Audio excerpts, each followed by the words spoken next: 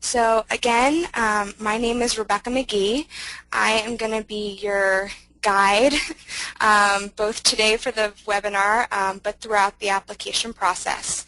So if you have questions, I'm your go-to person to help you as you prepare to apply and then as you go throughout the application. Also joining us today is Didier Sylvain, who is our alumni associate. He handles the 500 plus alumni within the Echoing Green Network and connecting them to our community and engaging them in our different programming. Erica Locke is also joining us. She is the Senior Fellow Associate and she manages our class of 2010. And she'll talk a little bit about more what she does. And also on the line as a special treat we have 2007 Echoing Green Fellow, Rafiq Kalam Idin, and he will be telling us a little bit about his fellowship experience. So I'm going to turn it over, since all intros are done, to Erica, and she's going to tell us a little bit more about what Echoing Green does. Becca. So welcome everybody. Like Rebecca said, my name is Erica and I am the 2010 portfolio manager, and since the fellowship is a 2-year fellowship, I'm also going to be the 2012 portfolio manager. So for those of you in the audience who are going to be Echoing Green Fellows of 2012, I will be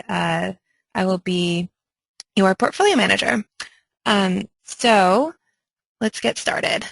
This is the Echoing Green ecosystem. Well, hopefully your slide will come up soon. Hang on. There it is. All right. So the Echoing Green ecosystem is comprised of these 3 main components. The fellowship is what we'll really be diving into today. But just to give you an idea of who we are as an organization, I'll kind of go over all the other pieces as well. So the fellowship, as you probably already know, it's the main tenet, the flagship program of Echoing Green, and this is where we support social entrepreneurs such as all of you. We've also taken steps towards developing our alumni program since we have almost 500 people around the world in our alumni community. Another aspect of the ecosystem is the civic engagement portion. We realize that not everyone is a social entrepreneur, so we encourage and support others who are helping to propel the movement forward.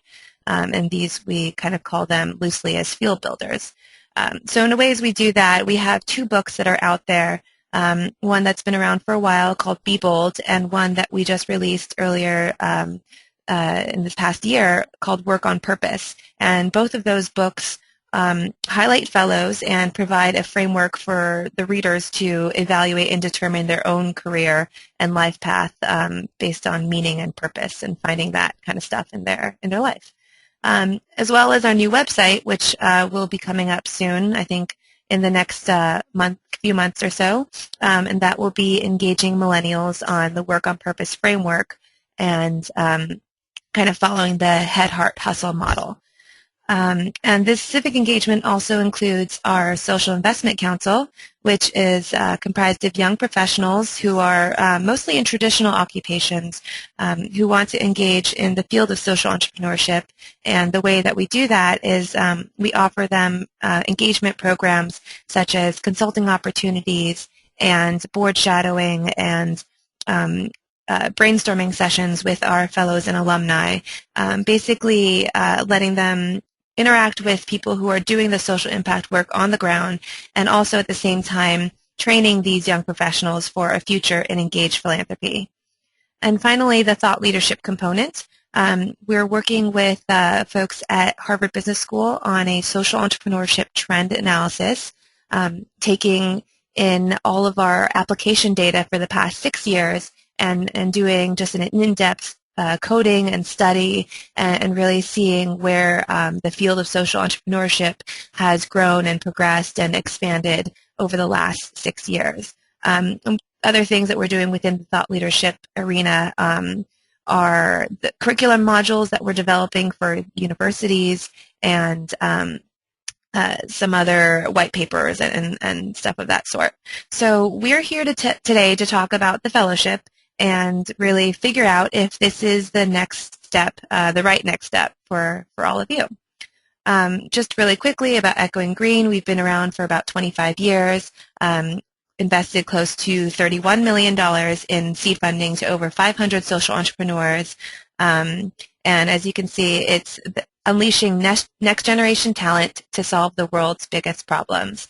And by next generation talent, we mean next generation as more of a mindset than actually representing young people. Although we do have a lot of young people in our fellowship community, we also want to emphasize that there is no age cap, and I think that anyone can have a next generation mindset. And then talent, really emphasizing our focus on the entrepreneur, which is all of you, and the potential that each of you have to develop as a leader and make a lasting social impact in the world. So you can think of the fellowship as an investment in human capital.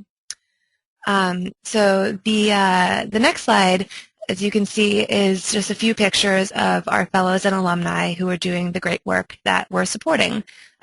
So the common thread amongst all of them is that they're all early-stage social innovators. I'll just go through a few of them, and you can definitely check out our website to learn more information about our fellows. How about so Mobius Motors on the bottom left corner is a picture of a car.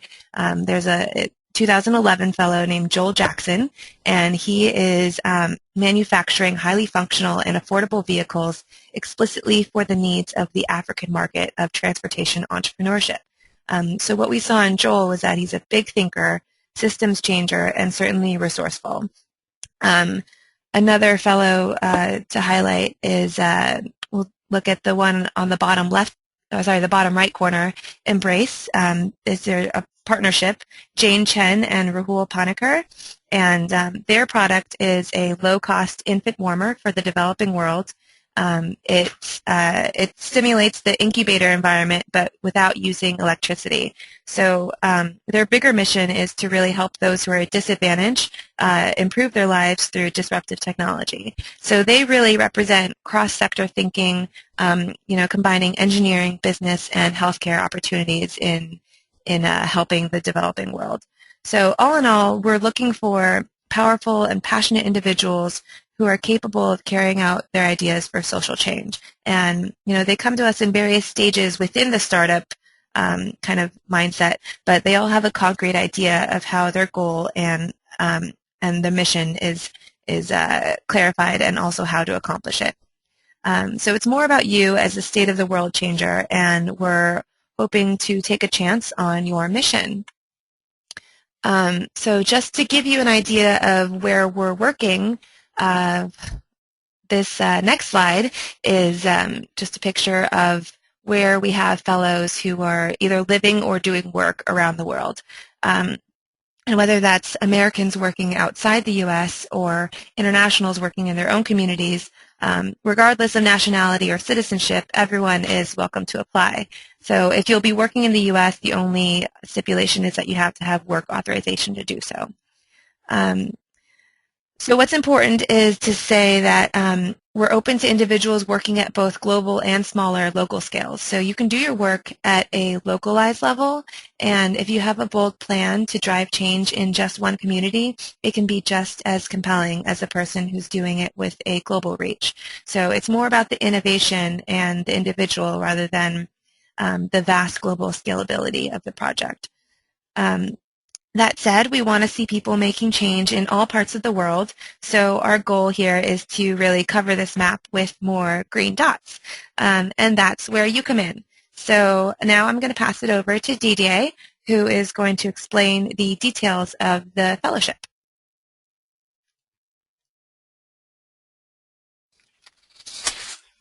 Hello all. So I'm going to spend a few times, as my colleague Erica mentioned, on what it actually is like to be an Echoing Green Fellow and what it means. So there are a few things to note. One, that we will be receiving an unrestricted social investment of $80,000 for an individual, and if you're a partnership of no more than 2 people, you'd be receiving $90,000. Next point is that you must be founders of an organization, meaning primary decision makers and working full-time on your venture, which in our eyes means that you're working for a minimum of 35 hours per week. The money that we will be providing you can be spent on anything from programming to salaries. And obviously, along with that, we would expect and we require that you be submitting budgets to us throughout the program. And that is our way of kind of knowing how the money that we'd be providing you would be spent. You also will be receiving a health insurance reimbursement, which would be up to $4,000 a year, whether you're working domestically or internationally. Eklund Green believes that it's important for fellows to be healthy so that they can carry out the intended work, and so that's why something that we value and that we think is an important thing to provide. You also would be receiving a professional development stipend, which would be $1,000 per year. This is not something to be used for program or salary, but something that will go towards personal, professional development of the leaders of the organization. This could be used for learning experiences to grow your leadership abilities, attendance at conferences, academic courses, even career counseling, things of that nature. And in addition, you'd be getting access to conferences. All fellows are required to attend conferences that Eklund Green organizes throughout the program. Right now there are 3, and they're designed to provide tips and guidance on leadership and organizational development. In addition to that, you would be receiving access to technical support and pro bono partnerships to help your organization progress. This could range anything from social media support to board governance support, helping with staffing, hiring, that sort of thing. Eklund Green provides assistance with the issues that our fellows need, and that's our role in providing support throughout your time as a fellow. If there's anything or any moment when a staff member can't help a fellow directly, we would connect fellows to people who can, which kind of leads us to the last final point here. As a fellow, you would have access to a community of like-minded social entrepreneurs and public service leaders. We understand that being a social entrepreneur at times can be a lonely process, and so fellows really appreciate the chance to connect to others in their position. These types of kind of conferences and this type of access to a community like this is a great chance to connect to others in their position. It's a great opportunity for collaboration and networking, which we see very, very frequently and often, which we love, and especially at the conferences. And we've often heard time and time again that the number one thing that excites our fellows is the chance to spend time with their peers, the fellow fellows, because they learn so much from each other. So with that, now we're going to transition a little bit to talk about who exactly it is that we fund and what types of work that we support. First point here, at Eklund Green, we know that change comes not just from a well-funded idea or an innovative model. It comes from people who align their heads with their hearts to become engines for social change. So in that sense, Eklund Green invests both in the individual, and we might even say individual more than the project that's being proposed. If the organizations that you're all running, should you be fellows, don't succeed in the long run, we're looking for people who will still stay within the field of social change and continue continue doing their work to make a lasting positive impact in their communities. We look for folks all over the world in a wide variety of program areas, including the arts, health, education, clean energy. And you saw some of those examples earlier that Erica was talking about. So just to be clear, we don't select fellows based on program area or scale of their project. There's no expectation to have a nationwide or even global impact unless that's your original intent. We provide funding for a variety of organization structures, so nonprofits, for-profits, hybrids, which is kind of a combination of nonprofit and for-profit. And your organization does not need to be legally incorporated to be eligible. There's no competitive advantage for being incorporated or in any specific organization structure. It's something that we definitely want to make clear. Any organization at the startup phase is eligible, provided they meet all eligibility criteria. However, it's important to note that there are a few areas that Equine Green cannot legally fund, as we are a nonprofit ourselves. And there are a few examples here. 4 we'll go over quickly. 1, scholarships, meaning people who need funding to obtain a degree. We cannot fund that. Research-focused organizations, so organizations that only perform research and have no programs in place, we cannot fund that. Faith-based organizations, so meaning organizations that promote a specific religion or denomination, and organizations that exist solely for lobbying. There can be no lobbying arm of your organization, or you can advocate for lobbying as a way to promote change, but lobbying cannot be the primary function of your organization, not if you were to be an Equine Green Fellow. With that, let's go a little bit more into what it is that we look at in order to make our selections to become part of the community and receive the fellowship. We see that successful applicants not only present an innovative way of addressing social issues, but we also see why they as individuals have what it takes to succeed. So the fellowship is designed to foster new ideas as well as new leaders. And there are a few criteria here that give an example on what we mean by new leaders. So 1, purpose and passion. We want to see that you care deeply about this issue or your community. Will we understand why? What experiences have compelled you to apply? This is your core identity alignment. It should be authentic and connected to your qualifications. We want to see that. So we expect you to show that to us. Secondly, resilience. So by this we mean that we acknowledge and understand very, very well that social entrepreneurship is difficult and challenging. You'll inevitably face obstacles if you have not already in your work along the way, and so we expect to see a demonstration that you have the capacity to not only bounce back, but also have the ability to foresee any such challenges that you may encounter in your work. Thirdly, leadership. So can we see you shaping the social impact sector and inspiring others to action? You're the CEO of something big and important. Show us that you can lead this organization towards its goals. What unique skills and experiences do you have that will help you succeed? These are the types of questions that we think about when evaluating leadership potential. Achievements in the field, experience in the geographic region, those types of things. And then lastly, the ability to attract resources. This is a little bit straightforward. You have the ability to attract money, people, and other resources to your cause. We want to see you make us care about what you do the way that you do. So to kind of give a quick recap, 4 main things here on the individual perspective: how your work excites you and keeps you motivated, the level of risk you're willing to take on, how you're constantly learning, reinventing, exploring new things, and are others confident in your ability to make lasting change. So with that, I'll transition now to the other kind of realm of criteria evaluation that we use. That's on the organization perspective. And so there are 4 main criteria here. The first being innovation. Has this venture, this project that you're doing, been something that's been tried in this particular way before? Show us how this is new or different. Secondly, importance. Does this project tackle an issue that matters in the world? That's something that you can demonstrate to us. 3, what's the potential for big, bold impact? Could this project directly impact many lives or change a big system? Alternatively, would it be such an important example that it would indirectly do so? And then lastly, the business model. Does the startup plan, meaning your budget, your timeline, your staffing plan, does this seem thoughtful? Have you thought through all the particular steps that will be required in order to actually enact this big, bold idea that you all have been working on and bringing forth? These are the types of things we'd love to see, and we would love to have you bring forth when you're applying for this fellowship. With that, I will pass it on to my colleague again, and we will continue on a little bit more detailed point on the application timeline.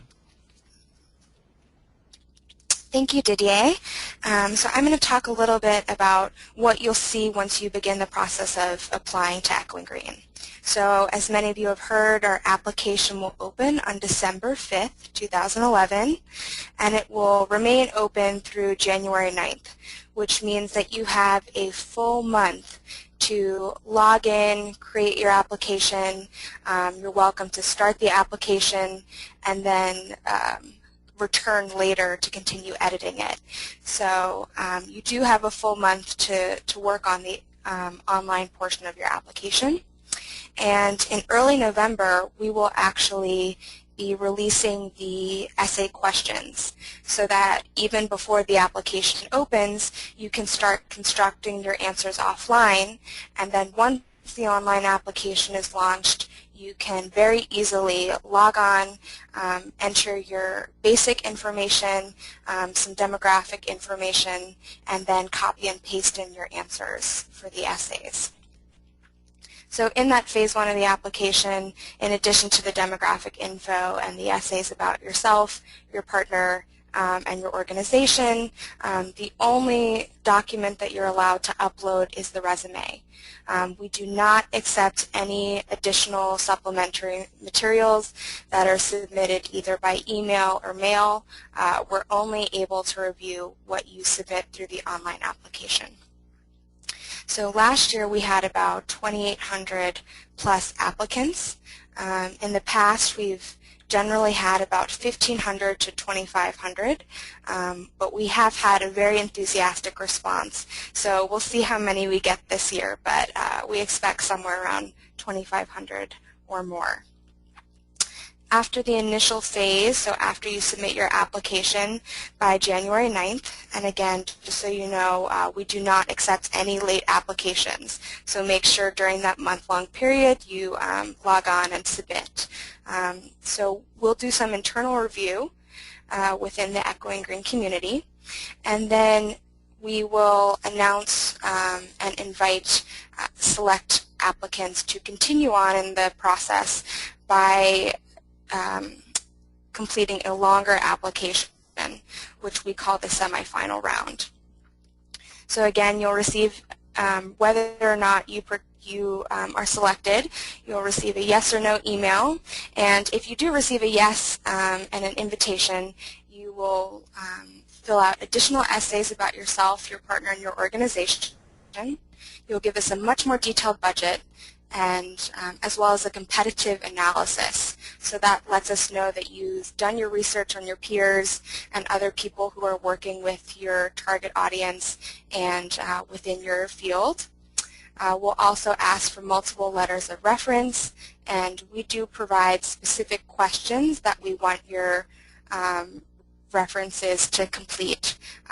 So I would, if you're thinking you need to ask them right now, I would hold off and wait until we provide you with that template in the semifinal round. You'll have plenty of time for that.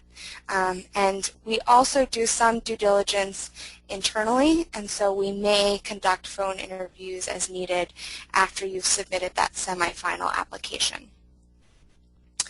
And then finally, after more internal review, we will announce the finalists, typically between 25 and 40 applicants, who will be flown to New York for an all-expense paid trip for over 2 to 3 days, and you'll do a 60-second idea pitch to our community, as well as go through several rounds of panel interviews.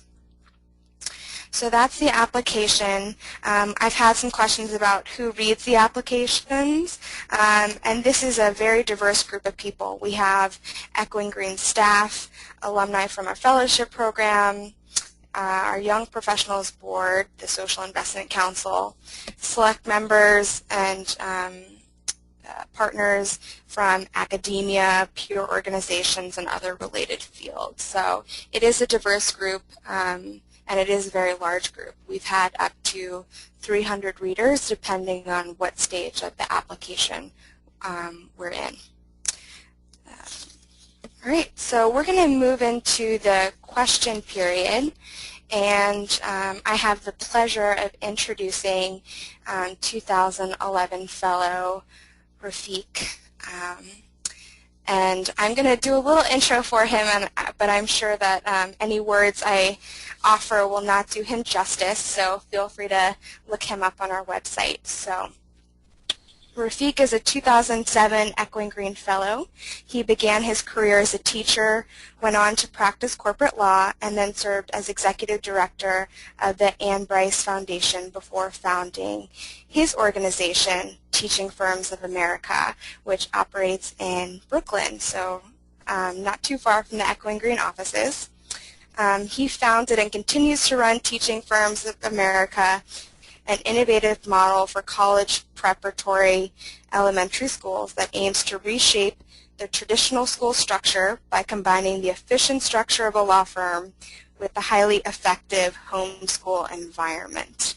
He holds a bachelor's degree in English and African American Studies, a master's in teaching secondary English education, and a law degree.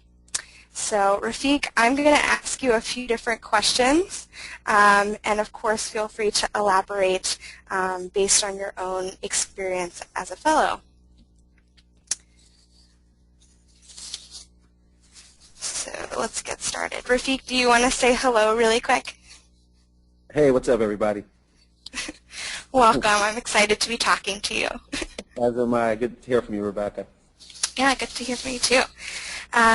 Okay, so my first question for you is people want to know, what is the fellowship like? What is your experience been? Well, I think I can say that for me, one of the most significant things about the fellowship is becoming kind of a part of a community of folks who are committed in a very earnest way to transforming the world that we live in. And I think for me, that experience of being around a group of individuals just as entrepreneurial and committed and creative and dedicated was invaluable. Of course, the money's always great, and I just noticed from the slide that the money got better, so which is always awesome. But I think for me, becoming part of that community was pretty powerful. And I would say the other thing is the fact that that community is so well respected. It does a lot of downfield blocking for you, especially as a startup organization. With an innovative idea, it's very, very hard to convince the infrastructure, the system that exists, that they need to change, let alone change in the way that you are trying to articulate and posit. So I think on both of those fronts, I think that's to me is the core part of the fellowship. Yeah, thank you. And so I think you talked about this a little bit, but are there any other benefits to participating in the fellowship that you found?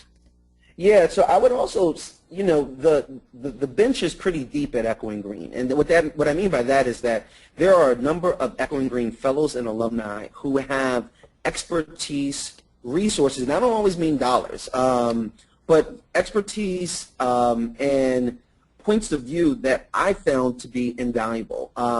Even within my own fellowship class, and these are from folks who have projects ranging from working with people who reentry from long bids in prison to people who are doing kind of environmental impact work with clean water.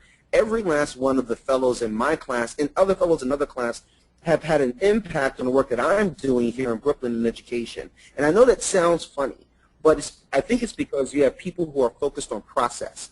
What does it look like to change something that's entrenched, that has been some way for many, many years, and you have a group of people, really smart people with really great judgment and perspective who are bringing their brains to bear on your particular issue. And so for me, one of the best parts of Echoing Green was something called the Brain Trust, where you have a group of your fellow Echoing Green fellows who sit around and you can serve up some of your knottiest ideas and problems to them, and they help you kind of dissect and come up with a good plan and way forward. I mean, this is everything from resource generation to the actual content development of your idea and organization. So I could go on and on about the benefits of Echoing Green, but I think that to me is one of the best ones. Yeah, and just to clarify what a brain trust is, so a lot of people are curious about what we do at our conferences, and so the brain trusts are just one of the events that we hold at our conferences, but also throughout the year, either in person or virtually, where we give fellows and alumni an opportunity to present a problem to fellows, but also to our wider community, and then get a chance to have, again, a table full of smart people who really have a limitless list of resources that they're able to share. And I would also like to add, I know Rafiq, you highlighted this, is that Echoing Green fellows do have very diverse program areas. And so at first you might think, well, how can that person help me? But I think you said it perfectly, that there are so many things beyond program area and so many valuable connections that go above and beyond just a certain location or a certain kind of program. Absolutely. So one more question for you, or I think I might have two more. Okay. So question number 3, and I think this is a special question for you because the class of 2007 is a particularly stellar class and very close. So what do fellows have in common that really makes them stand out? What's that kind of common denominator or characteristic that you see in fellows? Well, so I'm gonna identify two things. The first thing I would like to that I want to highlight, that I think is common, not just among my class, but about in other classes that I've seen in Echoing Green, is this sense of that they can't be denied, right? I mean, you know, again, the very nature of innovation itself is that it doesn't currently exist, or maybe it's being accomplished in a very small scale. You're trying to take it to a larger scale. And so the roadblocks, obstacles are kind of inherent in the process of innovation. And so what I've seen across the board is the sense of resilience, but also in a very creative way. It's almost like water, really kind of trying to, you know, I would compare a lot of Echoing Green Fellows to water. They flow into spaces, the little slivers of spaces, and then they leverage that pressure. And so I've seen that. I think that is the one attribute that every single fellow that I know that they have, that they just won't be denied, that they won't be stopped, even if they are set back. I mean, in my own example, you know, we were denied the first time through the charter process and trying to start our charter school. And we had people, people from the Department of Education to other people who charter charter schools, that there's no way that a school can function the way that a law firm does. And here we are, right here in Brooklyn, operating just like that and doing incredibly. So, I mean, I think that's the one attribute. The other thing I would say is, you know, they have this entrepreneurial spirit in the sense that they can find and make use of resources anywhere. And so, and then to leverage those resources, even in disparate places. So it doesn't necessarily make intuitive sense that people who are working in the Philippines would actually have anything at all of value to add to the work that I'm doing here in Brooklyn.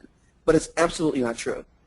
I found that some of the greatest advice and guidance I've gotten, not just from people who are aligned in the field of education, but who are approaching, again, other systemic problems that need to be changed in a very innovative and creative way. And so I think the other thing that I found that fellows have in common is this sense of being able to recognize resources in unfamiliar places and to really have a discerning eye about that. That's great. And I think that's the most poetic description of Echoing Green Fellows I've ever heard. Okay, so one last question. We've talked about who are the fellows and what are they like, but what makes the Echoing Green Fellowship, the actual program and benefits that we offer, unique from other awards or grants? You know, I think, you know, back when I first got the fellowship, I would have answered this question a little bit differently than I do now. I think back then, I think I would have said that, you know, there's something about the secret sauce. I mean, you know, Echoing Green, they pick people who are going to change the world and projects that are going to be huge, both in terms of, and I don't mean huge in terms of that, you know, it's everyone is going to be microfinance, right? You know, everyone's not going to be Brother Eunice. But, however, every single idea that they funded makes a significant impact and difference, and people know that. So part of that is the brand of Echoing Green. But this is what I would say now, and I think this is why the brand is so powerful. It's because Echoing Green is probably one of the most reflective organizations that I've ever come across. They have invested themselves in the process and understanding what it takes to actually change the world significantly. What does it mean to take something from an idea to reality, to make it concrete and make it actionable in the world? And then studying that process and making that process as plain and ubiquitous as possible to try to invite others to take that on and to pick up that particular mantle and challenge. So for me, Echoing Green is its own best advocate. It does its own best press out there, and that press is powerful because when people see that you're an Echoing Green Fellow, they know you are going to contribute something meaningfully to the world and how to change it and to reshape it. And I don't know, again, maybe there's that secret sauce, but you all know how to pick people who are going to make a huge difference. And I think that, to me, that characterizes Echoing Green and what it's about. And as long as it continues to be really reflective and continue to improve itself, it'll remain not just a relevant organization, but an innovator itself.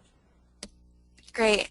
Rafiq, thanks so much for joining us today. I think that's all the questions we have for you, but we really appreciate your help. Happy to be here, and I'm happy to be helpful and answer questions. I have a lot of love for Echoing Green. I was able to open my school in no small part due to their investment, not just of dollars, but of resources and belief in me at the very beginning of this idea. So thank you, Rebecca, and anytime I can be helpful, I will be. Great, and thanks for continuing to be an active part of our community. You got it. Take care. Thanks. So I'm going to deep dive into all the rest of the questions that you all have been submitting. I hope that talk with Rafiq was helpful for all of you in getting an inside view of our program. So many parts of our program are a little more intangible than something that we can just list on a slide or put on our website, but we think it's a great, so this was a great opportunity to share that with you.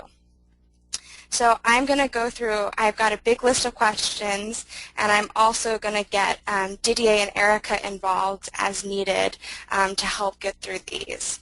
So please bear with me, and if we don't get to your questions today, we'll have information on how you can follow up. So question number one, how can I resign from my current position and afford to participate in the fellowship? This is a question that we get sometimes because people aren't ready to quit their day job as they apply to the fellowship. And so the answer to that is the stipend money can be used towards your salary. We don't stipulate what you fund your use for your stipend money. You can spend it on whatever it is, whether it's salary or your actual programming or services. But again, I would suggest that you wait to, if you're depending on this fellowship and this funding money in order to be able to work on your organization full-time, it is totally reasonable for you to wait to resign from your current position until you've received the fellowship. Again, we do receive a high volume of applicants, and we select somewhere between 20 to 30. So it is very important that not only that you continue to pursue other funding and other resources while you're going through our application process, but also that you take into consideration that it is a competitive program. Question number two, how do we get feedback on our application? So we do offer feedback once you've progressed to the semifinal round. So unfortunately, due to the volume of applications and the way that we do our internal judging, we cannot offer any feedback if you do not move past the initial application. But as soon as you're into the semifinal round, and of course if you progress further in the application process, there will be plenty of feedback both from our judges and application readers. Is Echoing Green looking for fellows whose ideas result in organizations that will ultimately be fully self-funded? This question is particularly significant because we have had an increasing number of for-profit fellows. And I would say whether you're a nonprofit, a for-profit, or anywhere in between, your profit structure is not does not give you any sort of limiting or boost. It's more that we want to know from you that you have a sound strategy for long-term financial sustainability. So whether that's strictly philanthropic funding or whether you have a service that's going to be bringing in revenue, we just want to know that you have a long-term plan for funding your organization.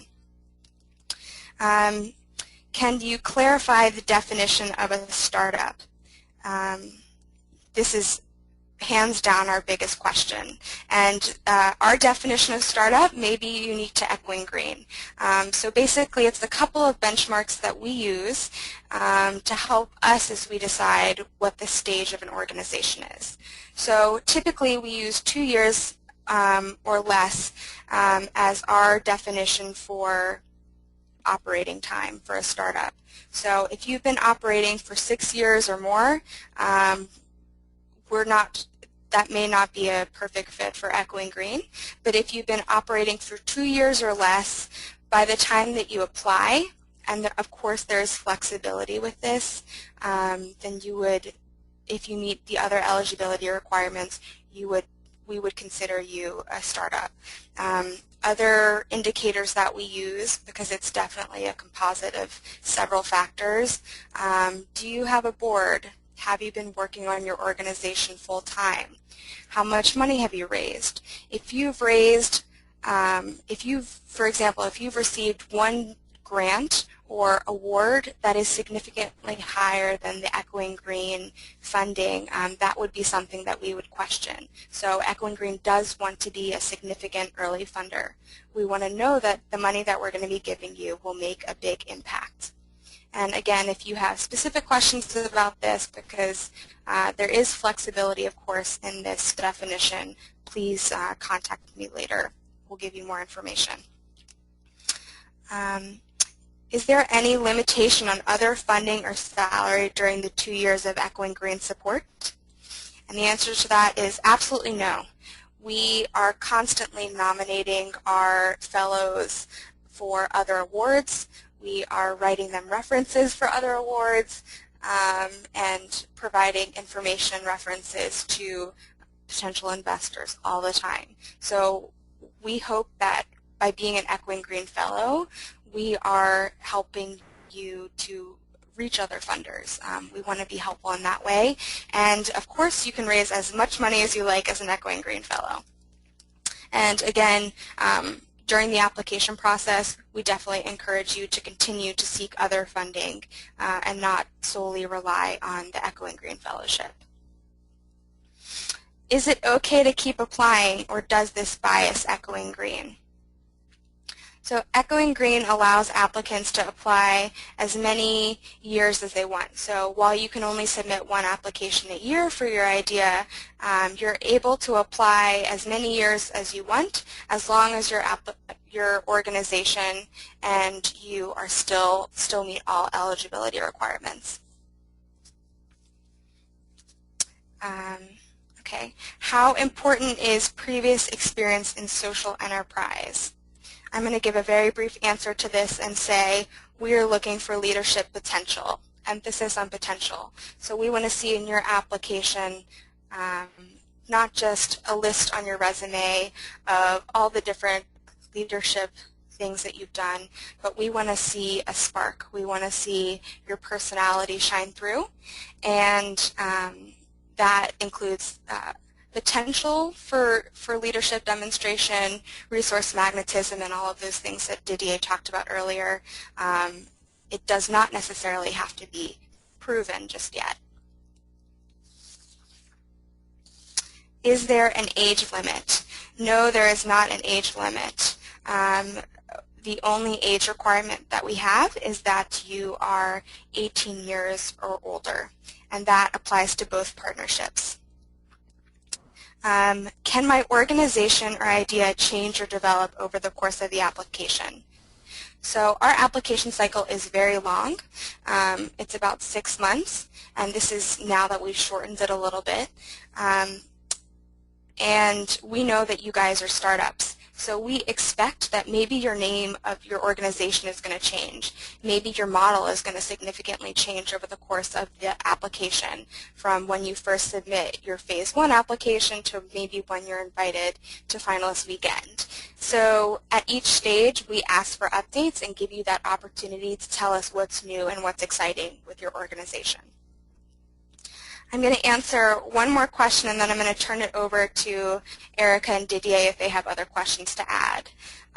So this last question is about partnerships.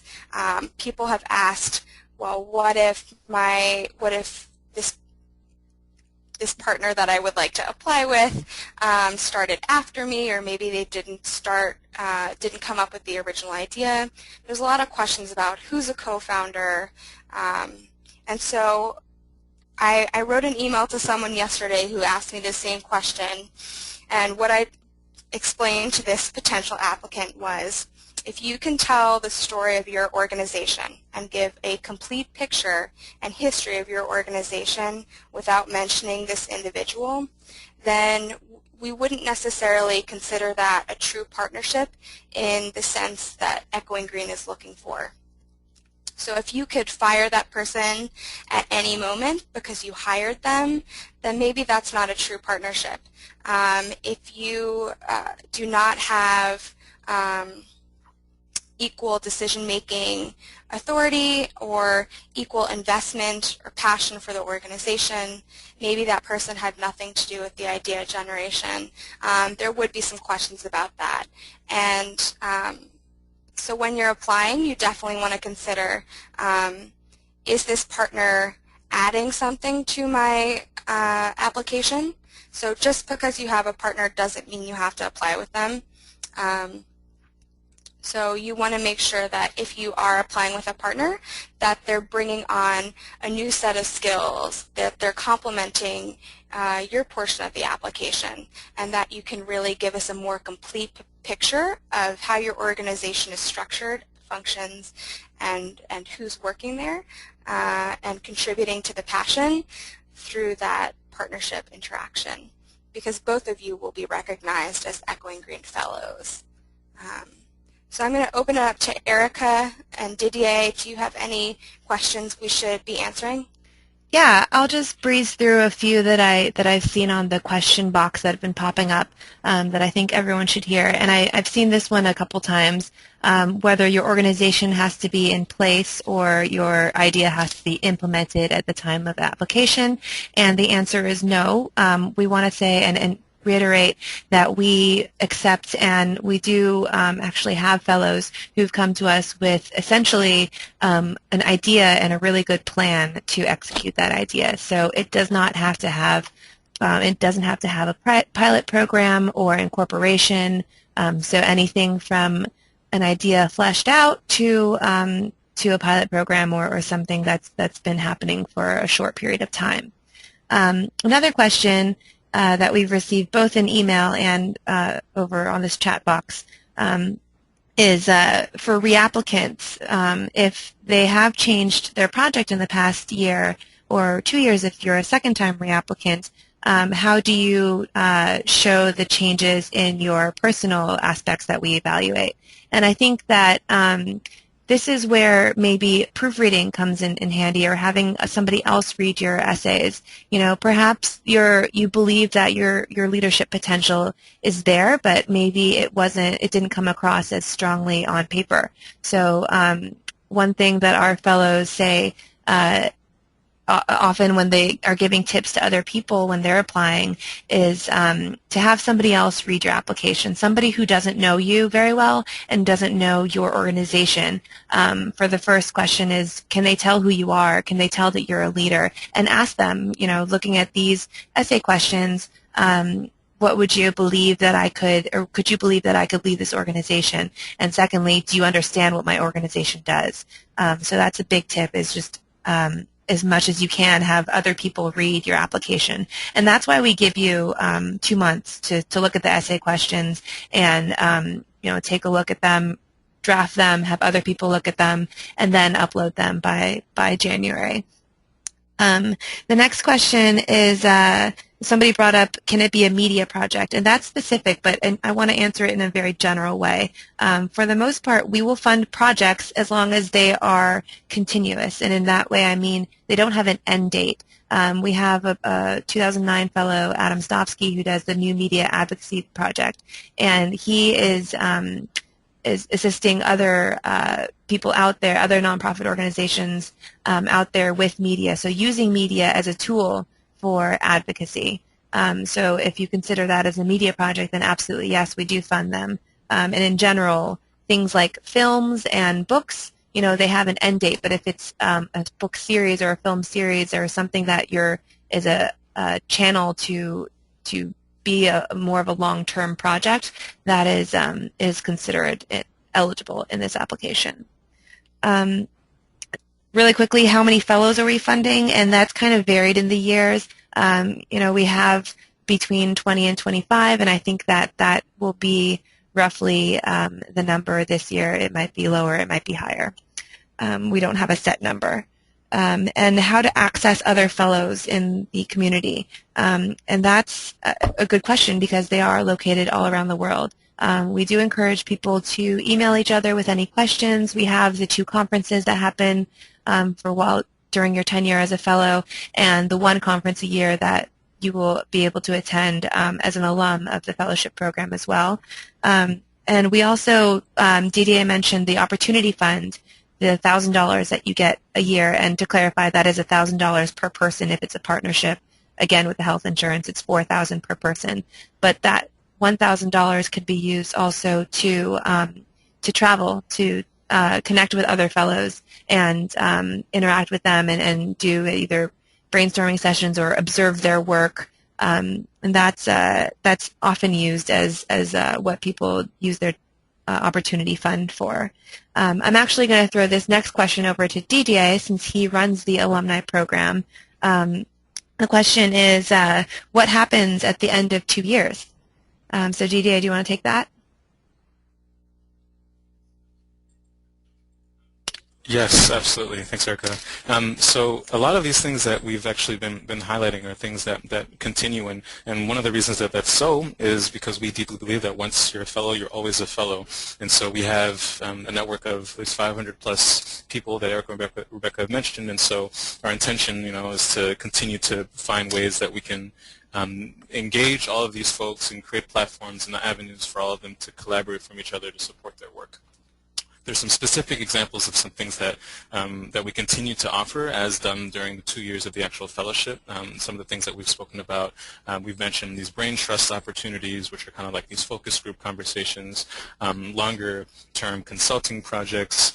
Each of these types of kind of opportunities to receive support from folks in the community are kind of offered from folks that we deem as kind of our advisors, Equine Green advisors in a community, which is comprised of folks who are fellows, alums, folks who are kind of on our junior board, which we call our Social Investment Council, other partners in the community. There are a number of pools of folks who offer various types of expertise that we kind of convene together in these different types of opportunities for folks to continue to receive support on whatever issues they may be facing after the 2 years. In the event that there is some type of issue or problem or challenge that a fellow or alum is facing that cannot actually be addressed by someone directly in our community, we have a number of partnerships with other organizations, professional service organizations that we refer to and kind of serve as consulting partners. So be it kind of help with branding work, communications work, legal work, I mean, whatever it is that is required. If we can't provide that direct support ourselves, we will find someone who can. And for all the folks that we actually do have access to within the community, some of the things that we've been thinking about going forward is creating kind of a knowledge network that has kind of a centralized place for folks to access resources, for folks to easily make the connections directly across geographic borders and program areas. So there are a number of technological possibilities for that. Many of us know that, and so we're in the works of figuring out what that will look like. In the meantime, we do all we can to facilitate the connections. Other than that, there are a couple of additional kind of ways that we think about providing targeted support or wherever necessary. But all in all, it's important to know that once you're a fellow, you're always a fellow, and you're part of the family, and we do all we can to support you. Great. So thank you for all of the questions that you all asked. Unfortunately, that's our last question. We want to be respectful of your time, but you may have more questions. If we didn't get to your question today and you weren't able to find an answer on our website or in today's presentation, please email me, Rebecca, at echoinggreen.org directly, and I will get back to you with an answer. And again, I know there's a lot of email addresses floating around, but I promise I am the best way to get an answer in the most quickest manner possible. So next steps as you prepare to apply, if all of this sounded great today and you can't wait, we will be releasing the essay questions in early November, which is just around the corner. So as long as you're signed up for our newsletter list, and you will receive an email with the essay questions link, as well as a link to today's presentation recording and a copy of the slides, which you'll be able to download. But again, make sure you're signed up for that newsletter. You can sign up on the Echoing Green homepage by looking at the upper right-hand corner. There's a little envelope. Click there and you can sign up. Make sure to click that you're interested in receiving more information about the fellowship. And then the next step is, of course, to begin your application on December 5th, 2011. The link will be available on our website, but again, if you are on that newsletter list, we will send you a message as soon as it's open. And throughout this process, please feel free to reach out to me to help guide you through the process, answer all your questions, both technical if you're having issues with the website, or if you have a question about eligibility or specific essay questions. So thank you again for joining us today. It was a pleasure to be able to present this information to you, and we really hope that you are as excited about the 2012 Echoing Green Fellowship as we are. So thank you again, and thanks to Rafiq for joining us, and Didier and Erica for helping me as we presented this information. So best of luck as you apply. Bye.